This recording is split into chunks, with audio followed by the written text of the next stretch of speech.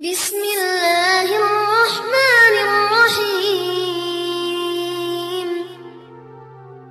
اقرأ باسم ربك الذي خلق خلق الإنسان من علق اقرأ وربك الأكرم الذي علم بالقلم علم الإنسان ما لم يعلم.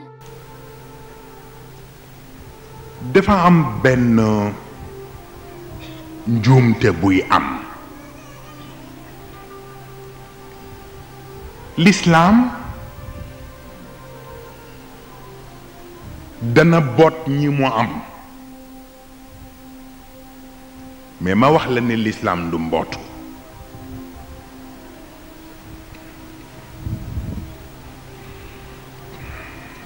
lu jara dégg lay doon. L'islam dana boot ñi mu am mais ma wax la ne l'islam du mbootu.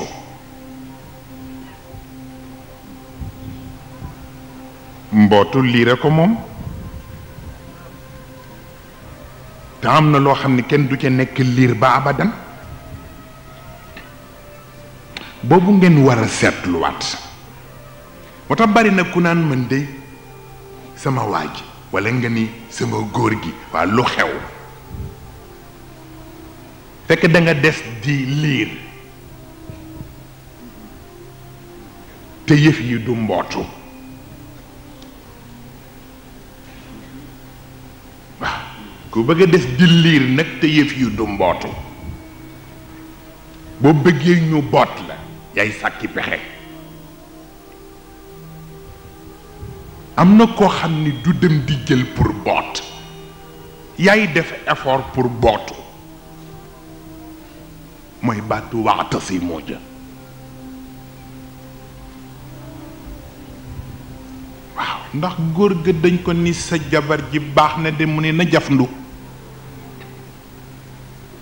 ok sa jabar ji baax na góor gi mu ne na jafndu ndax man mi mu bëgg jàpp ci man bu fekkee mu bëgg ma jàpp ko te sama loxo tàyyi bu fekkul mu jafndu luy xew. ah ni loolu mooy dellu si ci wàllu diine. waaw mbi ci biir bootu boobu du sax wàllu jërëjëf sëriñ jëmmi condition boot bi dafa am looy jiital xamu ko ba noppi. moo tax góor gi wax na ko biig mais lu jar ñu gëstu ci liggéey ci la te mooy gérer les contradictions. am na loo xam ni boo ci nekkee parce que contradiction ci biir application ci biir société lañ koy interpréter mu nekk le mal ou le bien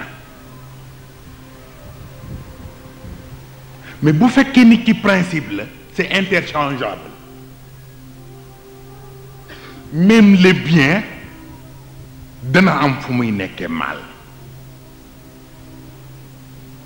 lu mal it am na fu muy nekk le bien mooy asaaja ak asaaja.